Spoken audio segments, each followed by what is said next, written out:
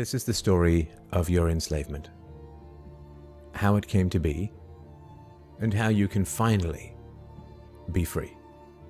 Like all animals, human beings want to dominate and exploit the resources around them. The greatest resource for any human being to control is not natural resources or tools or animals or land, but other human beings. You cannot get more eggs by threatening a hen, but you can get a man to give you his eggs by threatening him.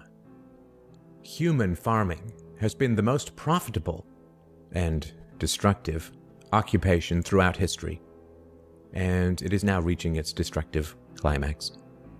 Human society cannot be rationally understood until it is seen for what it is: a series of farms where human farmers own human livestock. Some people get confused because governments provide healthcare and water and education and roads. Farmers provide healthcare and irrigation and training to their livestock. Some people get confused because we are allowed certain liberties and thus imagine that our governments protect our freedoms. But farmers plant their crops a certain distance apart to increase their yields, and will allow certain animals larger stalls or fields if it means they will produce more meat and milk. In your country, your tax farm, your farmer grants you certain freedoms, not because he cares about your liberties, but because he wants to increase his profits. Are you beginning to see the nature of the cage you were born into? Every human on this planet is enslaved, whether they know it or not. This is not the crude and primitive slavery of ancient times. It does not rely on whips and shackles to keep the oppressed in their place. These tools have been rendered obsolete by much more sophisticated methods. That most of the enslaved are unaware of their condition and would in fact argue fiercely that they are free is a testament to the effectiveness of these invisible chains. You've heard the expression, money makes the world go round. There's truth in that. Money is the prime motive for human labor in modern civilization. If you want food, shelter, and clothing, you must have money. And unless you're part of that tiny minority that has more money than they could ever spend in their lifetime, then you must work, beg, or steal for that money. That's why you get up in the morning and go to work, even if you hate your job. And that's why the specter of unemployment is more terrifying for most people than the prospect of spending 50 years of their life performing menial tasks within the confines of a fluorescent-lit cubicle. Of course, in Western countries, some are fortunate enough to have pulled away from the brink and do not live in fear that their basic needs will be met, at least for now. And yet they keep spinning the hamster wheel. Why is that? Could it be because money and the bling that it buys have become symbols of status and prestige? Money offers an illusory form of social validation, but even those who are not caught up in distinguishing themselves by how much they accumulate still must acknowledge the social stigma that comes with poverty. The combination of these primal motivators, the need for food, shelter, clothing, and social validation, is a very powerful force. It's enough to drive humans to engage in all forms of activity, even to the point of harming themselves or others in the process. The accumulation of money is therefore an accumulation of social and psychological power, and those who control the creation of money control this power at its source.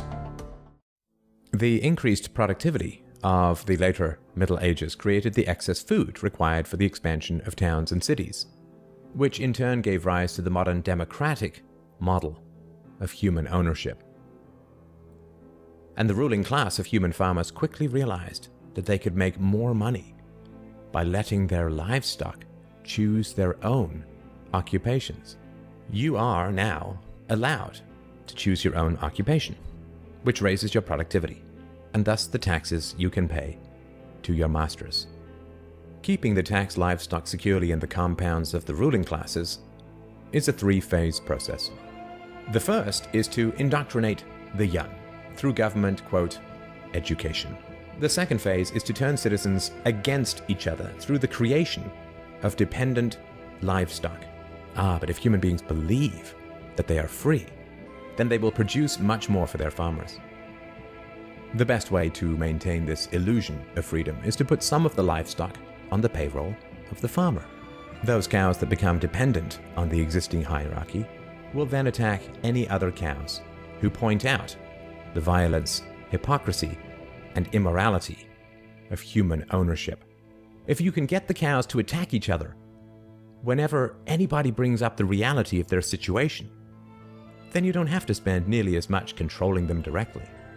Those cows who become dependent upon the stolen largesse of the farmer will violently oppose any questioning of the virtue of human ownership. The livestock are thus kept enclosed. By shifting the moral responsibility for the destructiveness of the violent system to those who demand real freedom. The third phase is to invent continual external threats so that the frightened livestock cling to the protection of the farmers.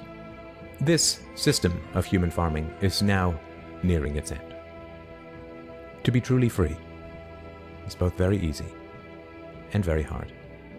We avoid the horror of our enslavement because it is so painful to see it directly. We dance around the endless violence of our dying system because we fear the attacks of our fellow livestock, but we can only be kept in the cages we refuse to see. Wake up.